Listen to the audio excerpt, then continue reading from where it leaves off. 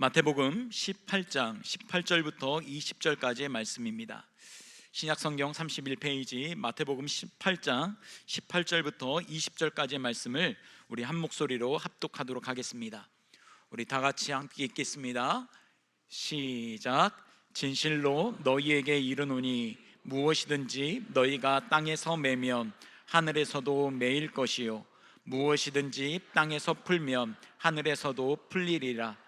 진실로 다시 너희에게 이르노니 너희 중에 두 사람이 땅에서 합심하여 무엇이든지 구하면 하늘에 계신 내 아버지께서 그들을 위하여 이루게 하시리라.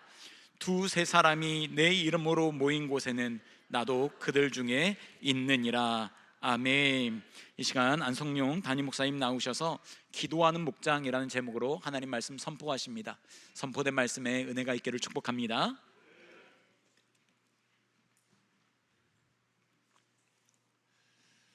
반갑습니다. 예수님을 알게 하는 목자 안성용입니다.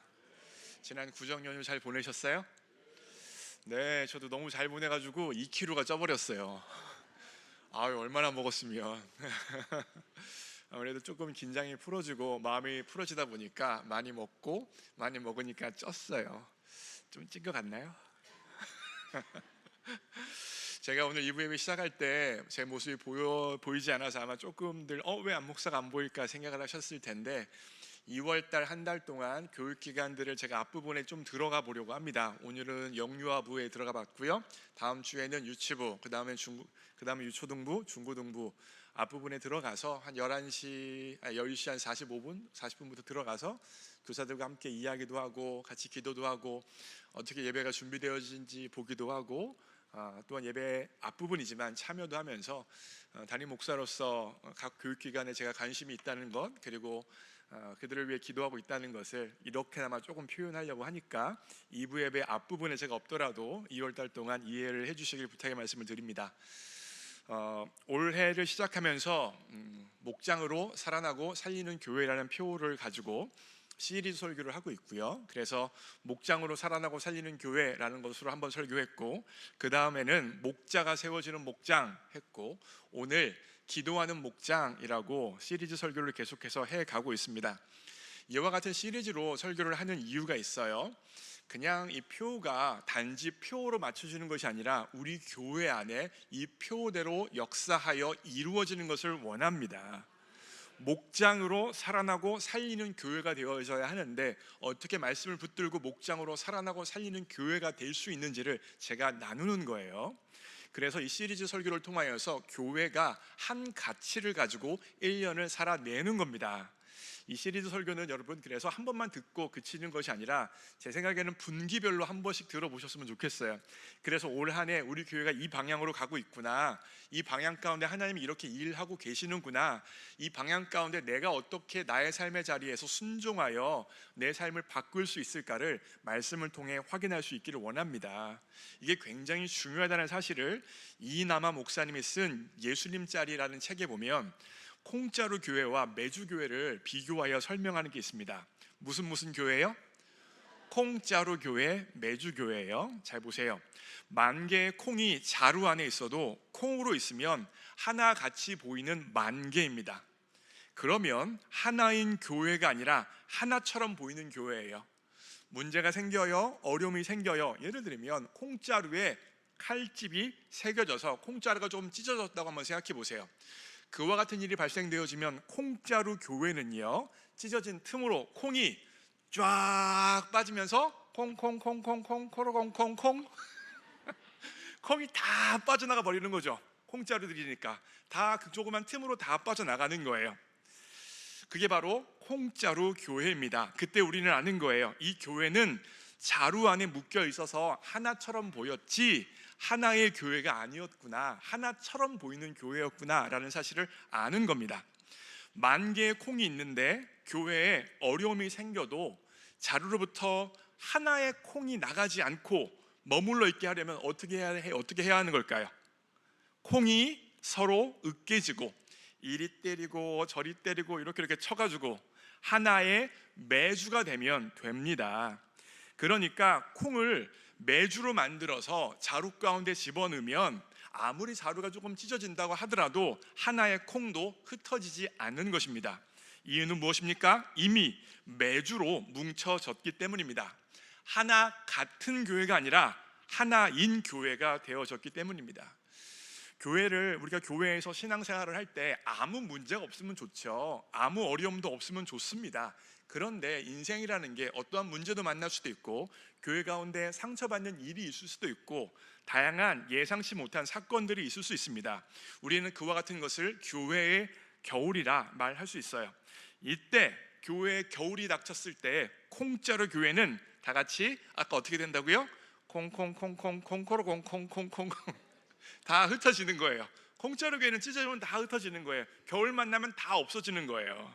그러나 매주 교회는 오히려 교회를 지키고 교회를 살리고 교회와 함께 겨울을 지나갈 수 있습니다. 왜 그래요? 하나 되어지는 가치가 분명하기 때문에 그렇습니다. 그래서 제가 한 해를 시작하면서 CG를 설교를 함을 통하여서 우리 교회를 여러 사람이 목장에 대해서 다양한 생각을 가지고 있는 교회가 아니라 하나의 가치로 통일하려고 하는 것입니다. 이와 같은 콩자루 교회가 아니라 매주 교회가 되어지면 교회에 겨울이 왔을 때도, 문제가 있을 때도, 역경이 있을 때도, 시련이 있을 때도 단 한 명도 서로를 향하여서 이간질하지 않고, 단 한 명도 떠나지 않고, 단 한 명도 서로를 향하여 손가락질하지 않고 하나로 똘똘 뭉쳐서 매주 교회로서 극복해낼 수 있는 것입니다. 이것이 바로 초대교회의 하나됨이고 새빛교회의 하나됨인 줄 믿습니다. 이런 측면에서 옆에 사람에게 덕담을 합니다. 우리 구정 지났으니까 덕담도 한번 해야죠. 당신은 메주덩어리입니다. 덕담합니다. 어쩜 그렇게 메주같이 생겼습니까?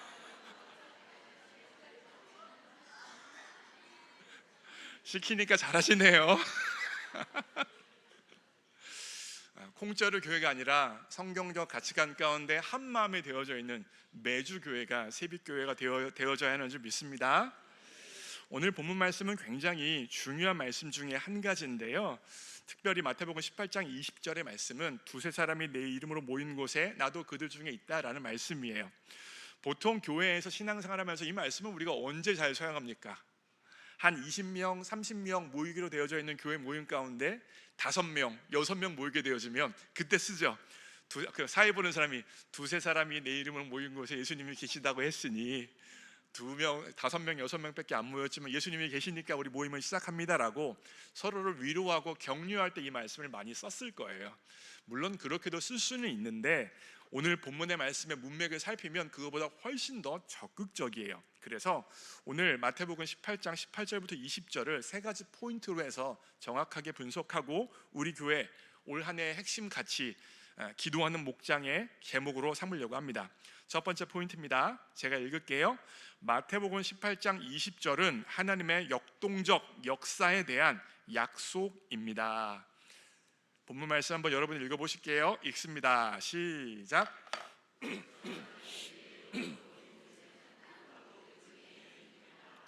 신앙생활을 하신 분들이라면 하나님의 편재하심에 대해서는 다 아실 거예요. 무슨 말입니까?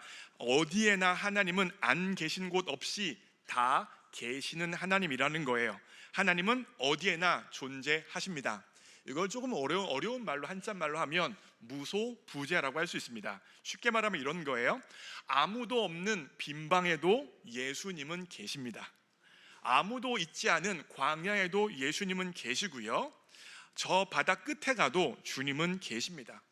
그렇다면 우리가 신앙생활을 조금만 하면 예수님이 편지하시는 분이라는 사실, 어디에나 계시는 분이라는 사실을 분명히 알 텐데, 오늘 본문 말씀 마태복음 18장 20절에서 두세 사람이 내 이름으로 모인 곳에 예수님이 계시다는 말은 도대체 무슨 말일까요? 단지 계신다는 말이겠습니까? 아니에요. 그거 이상이에요.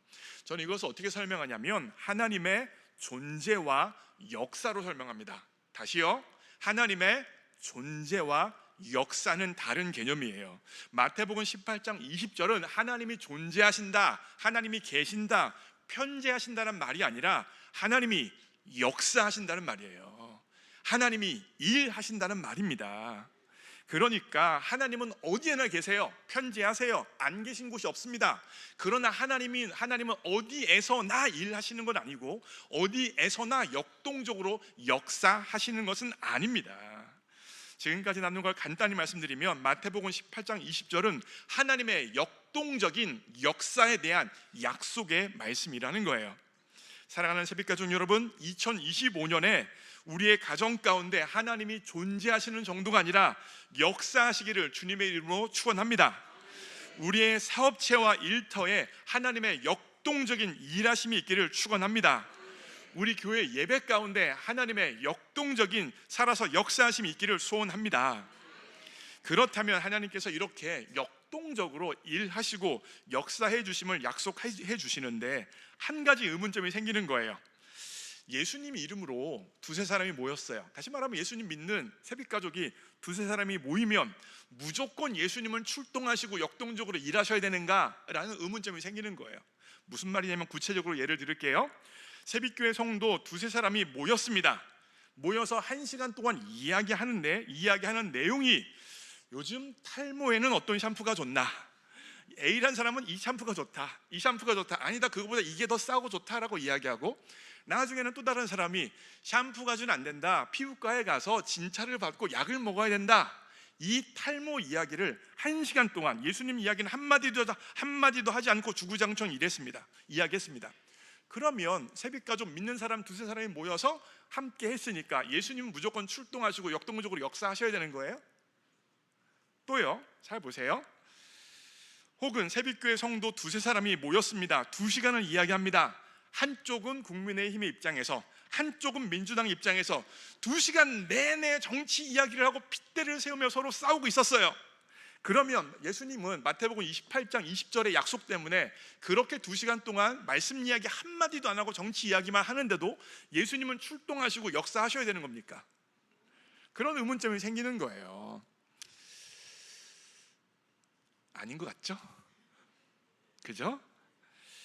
그러니까 전제가 있다는 거예요.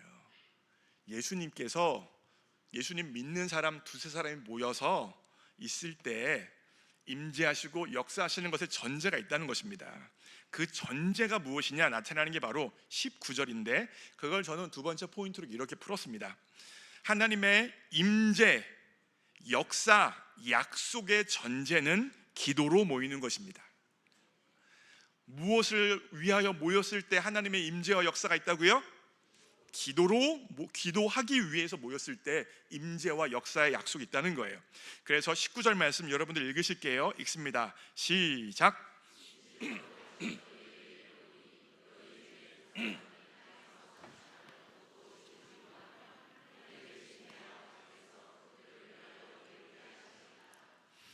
그러니까 마태복음 19장 18장 20절에서 두세 사람이 예수님의 이름으로 모인 곳에 하나님의 역사가 있다는 전제가 있는데 그걸 설명하는 게 방금 읽으신 19절이라는 거예요. 19절 말씀을 곰곰이 읽어보세요. 두 사람이 땅에서 합심하여 무엇이든지 구하면 하늘에 계신 내 아버지께서 그들을 위하여 이루시리라. 20절에 하나님의 임재, 역사, 약속 전에 나타난 19절에 말하는 컨텍스트가 무엇입니까? 기도하기 위해서 모였을 때 하나님의 임재가 있고 하나님의 역사가 있다는 거예요. 그러니까 하나님의 임재, 약속을 말하는 20절은 그 절에 19절을 빼놓고선 제대로 이해할 수 없는 겁니다. 단지 하나님의 임재가 있다, 하나님의 역사가 있다, 내가 맨날 만나서 말씀 이야기 하나도 안 하고 내 신앙 이야기 하나도 안 하고 예수님 이야기 하나도 안 하고 탈모 이야기하고 건강 이야기만 해도 하나님의 역사 하시는가? 아니라는 거예요. 그 모임은 기도하기 위하여 모임이어야 한다는 거예요. 기도 중심으로 모여서 두세 사람이 모여서 함께 기도할 때 하나님이 일하신다는 약속이라는 것입니다. 그러니까 2025년에 우리 교회 목장 모임의 초점은 그냥 모이는 것이 아닙니다. 기도하기 위해서 모이는 것입니다. 두세 사람 이상이 모여서 서로의 기도 제목을 나누고 위하여 합심하여 기도하는 목장이 2025년 새벽교회 목장 모임이 되어야 하는 줄 믿습니다. 그렇게 기도하는 목장이 되어졌을 때 마태복음 18장 20절의 약속이 실현되어지는 거예요. 그렇게 기도하는 목장으로 모이게 되어지면 이 약속대로 예수님께서 뭐 하세요? 임재하십니다. 예수님께서 역사하십니다. 예수님께서 우리의 기도 제목을 들으시고 우리의 기도를 들으시고 그 들으신 그대로 역사하고 일하여 하나님의 영광이 나타나게 되어진다는 것입니다. 새빛교회 성도 두세 사람 이상이 목장 모임으로 모였더라. 그 소식을 듣고 예수님이 출동 딱 하셨는데 처음부터 끝까지 탈모 이야기, 탈모 샴푸 이야기, 다이어트 이야기, 건강 이야기, 자식 자랑 이야기, 부모님 이야기, 돈 자랑 이야기로 이야기만 하다가 한숨을 쉬고 끝나고 헤어지는 게 아니라, 물론 그런 이야기도 목장 모임 가운데 나눌 수 있고 나눠야 한다고 생각해요. 그런데 한숨과 한탄으로 끝나는 것이 아니라 기도 제목으로 나누고 서로를 위하여 한마음으로 기도하면 임재하시는 하나님께서 들으시고 역사하시고 응답하여 주십니다. 이것이 바로 새빛교회 목장이라는 거예요. 이걸 조금 더 분명하게 말씀을 드리면, 새빛교회 목장은 기도하는 목장이 아닙니다. 짧은 기도로 마무리하는 목장이 아닙니다.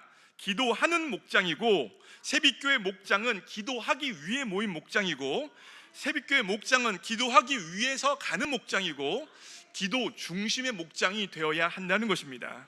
기도 가운데 하나님의 임재를 경험하는 목장이 바로 새빛교회 2025년 목장이 나아갈 방향성입니다. 이걸 또 이렇게 말씀을 드릴 수 있어요. 새빛교회 목장 모임은 단지 상처와 문제를 나누는 목장이 아니라 상처와 문제를 해결받는 목장입니다.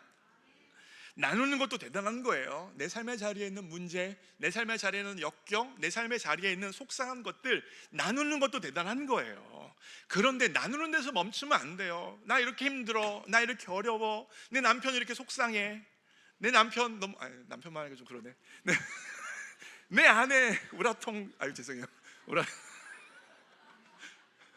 하여튼 이래 힘들어, 어려워, 우리 자식은 왜 이럴까, 이런 얘기만 하고 끝내버리는 목장이 아니라는 거예요. 내 상처와 내 문제에 대한 하소연만 하는 목장이 아니라 그 하소연을 기도 제목으로 내놓고 기도함을 통하여서 상처와 문제를 해결받는 것이 바로 새빛교회 목장 모임이라는 것입니다. 이 기대를 가지고 2025년 새빛교회 목장일 진행하기를 원합니다. 이와 같은 기대가 있다면 더 놀라운 하나님의 역사가 있지 않겠습니까? 그런데 이와 같은 능력과 이와 같은 역사가 안성년 목사를 통해 나타나는 거예요? 새빛교회 각 목장에 속해 있는 목자분들을 통해 나타나는 것입니까? 아닙니다. 약속의 말씀을 붙들고 나타난다는 거예요. 그래서 오늘 본문 말씀을 가지고 제가 설교하는 거예요. 마태복음 18장 18절부터 20절의 말씀, 두세 사람이 기도하기 위하여 모여서 합심하여 서로를 위하여 기도할 때 하나님이 그 기도를 들으시고 응답하시고 역사하여 주신다는 거예요. 이게 바로 새빛교회 목장 모임이라는 거예요. 이렇게 좋은 목장 모임 안 할 이유가 있습니까? 하기 싫을 이유가 있습니까? 두세 사람이 내 이름으로 모여서 함께 기도할 때 예수님이 출동하시고 그 기도 제목을 들으시고 그 상처의 아픔을 들으시고 들으신 그대로 역사하신다는데 모두가 다 함께 참여하고 싶은 목장이 되어질 줄 믿습니다. 마지막으로 세 번째 포인트예요. 하나님의 임재 가운데 하는 묶는 기도와 푸는 기도는 능력이 있습니다. 여러분, 내 소원과 하나님의 약속을 구분하실 필요성이 있어요. 우리가 모였을 때 하나님이 임재하셨으면 좋겠다와 내가 너희와 함께하여 주마, 내가 너희에게 역사하여 주마, 내가 너희 가운데 일하여 주마는 하늘과 땅 차이예요. 그렇죠? 우리가 목장 모임할 때 하나님이 우리 모임에 함께해 주셨으면 좋겠다가 아닙니다. 약속의 말씀이 이미 있는 거예요. 두세 사람이 기도하기 위하여 함께 모이면 내가 함께 하리라. 이 약속의 말씀을 붙들고 목장 모임을 하는 거예요. 그때 이 목장 모임의 기도가 얼마나 능력 있는지 나타나는 게 바로 18절 말씀이에요. 여러분 한번 읽어보실게요. 읽습니다. 시작. 진실로 너희에게 이르노니 무엇이든지 너희가 땅에서 매면 하늘에서도 매일 것이요 무엇이든지 땅에서 풀면 하늘에서도 풀리리라. 여기에서 두 가지 기도가 나타나는데 여기에 주목해서 볼 필요성이 있습니다. 하나는 묶는 기도예요. 땅에서 묶으면 하늘에서도 묶일 것이다. 두 번째는 푸는 기도입니다. 땅에서 풀면 하늘에서도 풀릴 것이다. 여러분 기도할 때 묶는 기도와 푸는 기도로서 여러분의 기도 제목을 분류해서 기도하는 것이 중요합니다. 그러니까 푸는 기도를 할 제목을 가지고 묶어서도 안 되고 묶는 기도의 제목을 가지고 풀어서도 안 된다는 거예요. 이것을 구분해서 목장 모임 가운데 기도하게 되어지면 두세 사람이 예수님의 이름으로 모여서 기도하게 되어지면 놀라운 하나님의 응답의 역사가 있다는 것입니다. 우선 마태복음 18장 18절에 묶는 기도와 푸는 기도의 능력이 무엇인지에 대해서 제가 순서를 통하여 한번 설명을 해볼게요. 여러분, 대부분의 영적인 원리는요, 순서가 있습니다. 어떤 순서가 있냐면 하늘이 먼저이고 땅이 나중이에요. 그러니까 기본적인 영적인 순서는 하늘에서 풀려야 땅에서도 풀리는 것이고, 영적인 문제가 풀려야 육적인 문제가 풀리는 것이고, 먼저 그의 나라와 의를 구해야 하나님이 모든 걸 책임져 주시는 겁니다. 이게 일반적인 원칙이고 일반적인 순서인데, 그런데 마태복음 18장 18절에서 두세 사람이 내 이름으로 모여서 하나님의 임재 가운데 하는 기도를 정의할 때 이 순서가 바뀌게 되어져요. 굉장히 특별합니다. 18장 18절 한번 다시 보여주세요. 18장 18절에 보면 하늘에서 풀리면 땅에서 풀리리라요. 아까 전거 파워포인트 보여주면 돼요. 아니, 제가 뜬 거. 네, 그렇죠. 하늘에서 풀리면 땅에서 풀리리라, 하늘에서 묶이면 땅에서 묶이리라예요? 순서가? 아니에요. 순서가 여기서 바뀌어 있습니다. 땅에서 묶이면 하늘에서도 묶일 거고, 땅에서 풀리면 하늘에서도 풀린다는 거예요. 다시 말하면 우리가 두세 사람이 예수님의 이름으로 모여서 기도 가운데 땅에서 우리가 기도 가운데 묶으면 하나님께서도 하늘에서 묶어 주시겠다는 것이고, 우리가 땅에서 풀으면, 기도로 풀으면 하나님께서 하늘에서도 풀려 주시겠다는 겁니다. 그러니까 마태복음 18장에서 기도만큼은 우리에게 하나님께서 엄청난 특권과 권세를 주신 거예요. 너희가 땅에서 예수 그리스도의 이름으로 모여서 하나님의 임재 가운데 집중하여 이 땅에서 묶을 건 묶고 풀릴 걸 풀으면 하늘에서 하나님이 그 기도를 들으시고 묶을 건 묶으시고 풀릴 건 풀어 주시겠다는 겁니다. 얼마나 놀라운 약속이에요. 예수님이 이와 같이 약속을 해주신다는 거예요. 보통은 하늘에서 땅인데 이 기도만큼은 땅에서 하늘이 열리고 땅에서 하늘을 묶는 역사가 일어난다는 것입니다. 예를 들어 설명합니다. 어떤 사람이 사업을 시작했어요. 사업을 시작을 했는데 아무리 사업을 위하여서 열심히 수고하고 애쓰고 노력해도 사업이 열리지 않습니다. 이럴 때는 묶는 기도를 해야 돼요? 푸는 기도를 해야 됩니까? 푸는 기도를 해야 되는 거예요. 사업의 문이 막혔고 사업을 확장하는 문이 막혔으니 그 문을 하나님 활짝 열어 주옵소서. 목장 모임에 가서 목장 모임 식구들에게 이야기하는 겁니다. 내가 사업을 위해서 이렇게 계획을 했고 이렇게 열심히 기도하며 간구하고 있는데 사업의 문이 열리지 않아 계속해서 사업이 수그러들고 있고 사업에 문제가 있습니다. 이 사업의 문이 활짝 열릴 수 있도록 기도해 주세요라고 목장 모임 가운데 가서 이야기하고 함께 목원들과 함께 사업의 문을 활짝 열어 주옵소서. 사업의 문이 활짝 열려서 부흥케 되어지는 사업장이 될 수 있도록 일하여 주옵소서. 말씀에 근거하여 푸는 기도를 땅에서 하게 되어지면 하나님께서 하늘에서 들으시고 풀어주신다는 겁니다. 우리 자녀들의 인생 또한 마찬가지예요. 자녀들이 자신의 인생을 살아가면서 최선을 다하여 일하고 공부하며 자신의 삶을 살아가려고 합니다. 그런데 앞길이 열리지 않아요. 취업의 문이 열리지 않고 대학 진학의 길이 열리지 않는 그 순간에 뭘 하라는 거예요? 목장 모임에 나와서 자녀의 앞길의 문제를 목원들에게 낱낱이 이야기하고 그것을 가지고 단지 한탄하고 한숨 쉬는 데서 멈추는 것이 아니라 기도로 묶는 기도 그리고 푸는 기도를 하라는 거예요. 이 경우에는 푸는 기도를 해야 되는 거죠. 자녀의 앞길이 풀릴 수 있도록 함께 기도하게 되어지면 하나님께서 풀어주신다는 겁니다. 부부관계의 문제도 마찬가지예요. 부부관계에서도 묶여있는 분들이 생각보다 많습니다. 뭐가 묶여 있습니까? 입술이 묶여 있어요. 몇 달을 몇 년을 한 집에 살면서도 대화가 없는 겁니다. 이와 같은 부부들은요, 언제 그 입이 열리는 줄 아십니까? 언제만 열리는 줄 아세요? 밥 먹을 때만 열려요. 나머지는 두 사람이 꽉 입이 닫혀 있는데 오바로크를 쳤나 봐요, 입에. 오바로크란 말 아세요? 제가 세타코스집 아들이라 오바로크를 아는데 오바로크 한번 치면 그냥 풀기 진짜 어려워요. 오바로크를 집에 쳐가지고 밥 먹을 때만 오바로크가 풀리고 두 사람을 향해서 항상 입이 닫혀 있는 거예요. 대화가 없어요. 입이 닫혀 있고 뿐만 아니라 귀까지 닫혀 있어요. 그래서 상대방이 아무리 이야기해도 그 말이 내 귀에 제대로 들려지지 않는 거예요. 입이 묶여 있고 귀가 묶여 있으니 대화가 되어지지 않고 소통이 안 되어지는 거예요. 생각해 보세요.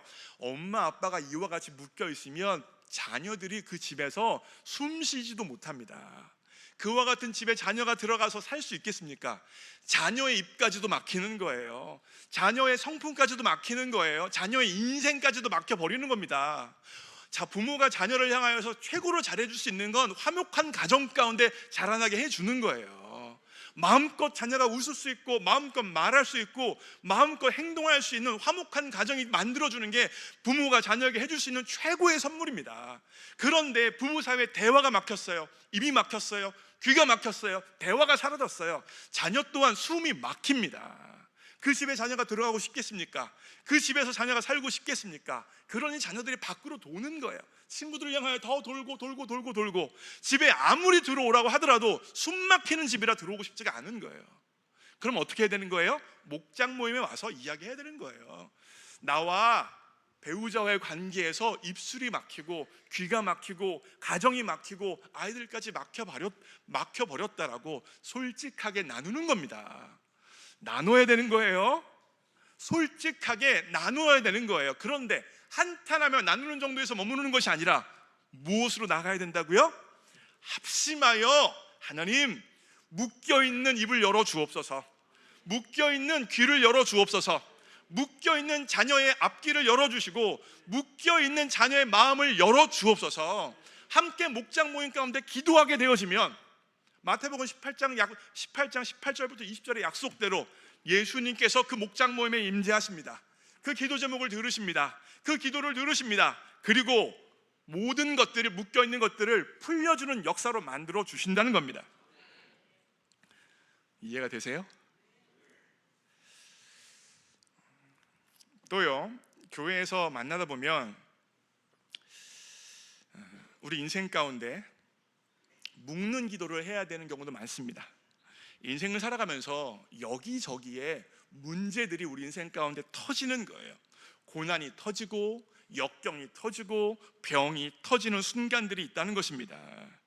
그와 같은 순간에 푸는 기도가 아니라 묶는 기도를 해야 하는 거예요. 하나님, 그 문제를 결박시켜 주옵소서. 그 문제가 확장되어지지 않도록 묶어 주옵소서. 하나님께서 꿰매어 주옵소서. 두세 사람이 목장에 모여서 묶는 기도를 해야 한다는 거예요. 그 문제, 그 역경, 그 사건이 확장되어지지 않고 하나님의 통치 가운데 묶여지기를 이 땅에서 기도하면 하늘에서 하나님께서 묶어 주신다는 겁니다. 또한 교회에서 신앙생활을 하다 보면 생각보다 세상에서 부모님에게, 배우자에게, 주변 사람들에게 상처를 받고 내적으로 피 흘리는 사람들이 생각보다 많습니다. 그런 사람을 위해서도 묶는 기도를 해야 되는 거예요. 꿰매는 기도를 해야 하는 겁니다. 하나님, 내 자녀의 저 상처난 마음을 예수님께서 친히 꿰매어 주옵소서. 저 상처가 덧나지 않도록, 저 상처가 번지지 않도록 수술하여 주옵소서. 하나님께서 깨끗이 꿰매어 주셔서 하나님, 저 상처가 인생의 문제가 되어지지 않도록 역사하여 주옵소서, 치유하여 주옵소서. 이와 같이 묶는 기도를 함께 목장 모임에서 해야 한다는 것입니다. 그래서 여러분의 기도 제목을 한번 곰곰이 생각해 보세요. 이 기도 제목은 묶는 기도로 해야 될 것인가, 푸는 기도로 해야 될 것인가, 한번 분류를 해보시고 그것을 가지고 목장 모임에 나와서 함께 목원들과 함께, 예수님께서 분명히 약속해 주셨잖아요. 너가 땅에서 묶으면 하늘에서도 묶일 것이요, 너희가 땅에서도 풀리면 하늘에서도 풀릴 것이다.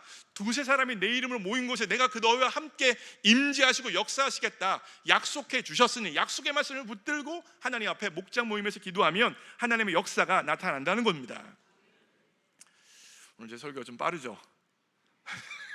막 달렸죠. 죄송해요. 제가 좀 양이 많아가지고 빨리 막 달렸어요. 거의 다 끝나갑니다. 숨 찼네요, 제가. 듣는 여러분도 숨 찼죠? 내용이 많아서 빨리 말하지 않으면 안 되겠다는 생각이 들어가지고 달렸어요. 이제 마지막 포인트인데 19절 말씀 한 번 더 보여주세요. 19절 말씀 보여주시면 근데 이 목장에서 하는 기도가 중요한데 굉장히 특징 한 가지가 있는데 19절에서 합심하여 기도하면이에요. 합심하여 기도함인데 이 무슨 말이냐면 목장에서 서로 모여서 기도하잖아요. 근데 한 사람이 내 기도 제목을 내놨어요. 근데 이 사람이 기도 제목을 내놨을 때 그 기도 제목을 들으면서 시기하고 질투하지 말고 판단하고 정죄하지 말고 불편해하지 말고 그 사람의 기도 제목의 문제를 내 문제로 여겨서 합심하여 기도하면 하나님께서 들으시고 묶을 건 묶고 풀을 건 풀어주신다는 거예요. 다른 사람의 문제가 아니라는 거예요. 그 사람이 이야기하며 힘들게 나눈 그 이야기를 듣고 내가 판단하고 내가 생각하고 내가 정죄하는 것이 아니라 얼마나 힘들까, 얼마나 어려울까, 얼마나 버거울까 생각하며 한마음으로 합심하여 기도하면 주님께서 역사하여 주신다는 겁니다. 그리하여 우리 새빛교회 목장 모임 가운데 2025년에 이와 같은 역사가 나타나기를 원합니다. 두세 사람이 예수님의 이름으로 모여서 임재하시는 예수님께 풀어야 될 기도는 푸는 기도로, 묶어야 될 길이 묶어야 될 건 묶는 기도로 하게 되어질 때 하늘에서 묶이고 풀리는 역사가 있을 줄 믿습니다. 오늘 설교를 마무리합니다. 로이 피시가 쓴 기독교 역사의 부흥에 대해서 연구한 책이 있어요. When Heaven Touched the Earth라는 책인데, 이 로이 피시는 전도학 전공자예요. 제가 미국에서 했던 게 전도학 전공인데, 이 전도학의 한 분과가 부흥론입니다. 이 로이 피시가 이 책을 통하여서 부흥을 하나님이 땅을 만지는 순간에 일어난 현상이라고 이야기합니다. 그러니까 부흥이라는 게 하늘에 계신 하나님께서 이 땅에 계신 성도를 터치할 때 일어난다는 거예요. 다시 말하면 두세 사람이 예수님의 이름으로 모였어요. 공동체로 모였어요. 그때 하나님이 임재하시겠다, 하나님의 역사하시겠다 하는 말씀의 뜻이 무엇이냐면, 두세 사람이 예수님의 이름으로 모여서 목장 모임할 때 하나님께서 그 목장 모임에 터치하시겠다는 거예요. 그 목장 모임에 만져주시겠다는 거예요. 그 목장 모임 가운데 역사하시겠다는 겁니다. 이걸 오늘 설교로 적용을 하게 되어지면 두세 사람이 내 이름으로 모인 그곳에 하나님은요 늘 어디에나 계시는 편지하시는 존재하시는 정도의 하나님이 아니라 역사하시는 하나님이 되시겠다는 겁니다. 오늘 이 아침에 이제 곧 기도를 하게 되어질 텐데, 우리 함께 모여서 지금 기도할 텐데, 이곳에서도 그냥 존재하시는 하나님이 아니라 여러분의 기도 제목에 터치하시는 하나님으로 일하시겠다는 겁니다. 우리의 병든 육체 가운데 하나님의 터치가 임할 것입니다. 부부관계 가운데 묶여있는 입술 가운데 터치가 임할 것입니다. 사춘기 자녀들의 문제 가운데 하나님의 터치가 임하게 되어지는 것이고요, 열리지 않는 직장 문제와 사업체 문제 가운데 하나님의 터치가 임한다는 것입니다. 언제요? 두세 사람이 예수님의 이름으로 모여 임재하시는 예수님께 기도하게 되어질 때 그와 같은 역사가 있다는 것입니다. 그래서 제가 오늘 결단 찬양으로 잡은 것이 우리 함께 기도해라는 찬양이에요. 가사가 굉장히 좋아요. 보세요. 우리 함께 기도해, 주 앞에 나와 무릎 꿇고 긍휼 베푸시는 주 하늘을 향해 두 손 들고. 하늘, 아까 제가 부흥 이야기했죠. 로이 피시 이야기.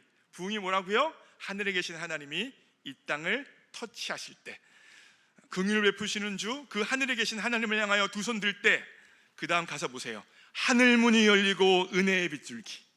할렐루야. 하늘 문이 열리고 은혜의 빗줄기가, 하나님의 터치가 우리의 인생 가운데 임한다는 거예요. 그래서 이 땅 가운데 하나님의 은혜가 내리고 마침내 주 오셔서 의의 빗줄기를 우리 위에 부어 주시겠다는 약속의 말씀입니다. 이와 같은 찬양의 가사의 고백으로 하나님, 오늘 이 시간 내 기도 제목 가운데 터치하여 주옵소서. 하늘 문을 여시고 은혜의 빗줄기를 내 인생 가운데 내려 주옵소서. 찬양하고 함께 기도할 수 있기 원합니다.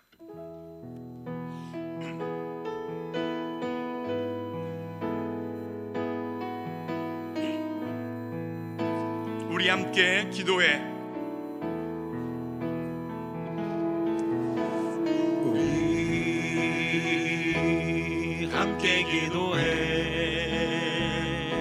주 앞에 나와 무릎 꿇고 긍휼 베푸 베푸시는 주 하늘을 향해 두 손 들고 하늘 문이 열리고 은혜의 빗줄기 이 땅 가득 내리도록 마침내 주 오셔서 의의 밑줄기 우리 위에 부으시 우리 함께 기도해. 우리 함께 기도해 주 앞에 나와 무릎 꿇고 긍휼 베푸시는 주 긍휼 베푸시는 주 하늘을 향해 두 손 들고 하늘을 향해 두 손 하늘 문이 열리고 하늘 문이 열리고 은혜의 빗줄기 이 땅 가득 이 땅 가득 내리도록 마침내 주 오셔서 마침내 주 오셔서 의의 빗줄기 우리 하나님 하늘 문을 여시고 내 인생 가운데 터치하여 주옵소서. 하늘 문이 열리고 은혜의 빗줄기 이 땅 가득 내리도록 마침내 주 오셔서 의의 빗줄기 우리 마지막으로 찬양합니다. 하늘 문이 열리고 은혜의 빗줄기 하늘 문이 열리고 은혜의 빗줄기 이 땅 가득 내리도록 마침내 주 오셔서 의의 빗줄기 우리 위에 부으시도록 이 시간 함께 합심하여 기도하기 원합니다. 사랑하는 하나님, 내 인생 가운데 내가 어쩔 수 없는 기도 제목이 있습니다. 묶여있는 것들이 있습니다. 풀릴 수 있도록 하나님 역사하여 주옵소서. 하나님 정말 내 힘으로 풀을 수 없지만 하나님의 터치가 있으면 풀릴 줄 믿사오니 하나님 풀어 주옵소서. 하나님 또한 내 인생 가운데 묶여야 될 것들이 있습니까? 상처가 있습니까? 문제가 있습니까? 내 힘으로 묶을 수 없지만 하나님은 묶어주실 수 있사오니 하나님 묶어 주옵소서. 하나님 해결하여 주옵소서. 오늘 이 말씀을 붙들고 주님의 이름 한번 부르고 동성으로 기도합니다. 주여, 사랑하는 하나님 아버지, 역사하여 주시길 원합니다. 두세 사람이 내 이름으로 모인 곳에 내가 너희와 함께 하시겠다 말씀하여 주셨사오니 이 말씀에 근거하여 하나님 앞에 기도하오니 하나님 역사하여 주옵소서. 하나님 묶여있는 것들이 있습니까? 하나님 앞길이 열려지지 않는 것들이 있습니까? 하나님 앞길을 열어 주옵소서. 하나님 앞길이 활짝 열릴 수 있도록 묶여있는 것들이 터질 수 있도록 역사하여 주옵소서. 하나님 우리 가정의 문제 가운데 하나님의 터치가 있기를 원합니다. 하나님 내 직장의 문제 가운데 하나님의 터치가 있기 원합니다. 내 건강의 문제 가운데 하나님의 터치가 있기를 원합니다. 하나님 내 직장의 문제, 가정의 문제, 자녀의 문제 가운데 하나님의 터치가 있기를 원합니다. 두세 사람이 내 이름으로 모인 곳에 내가 너희와 함께하겠다, 내가 역사하겠다, 내가 일하겠다 말씀하여 주셨사오니 하나님 그 말씀대로 일하여 주옵소서. 내 인생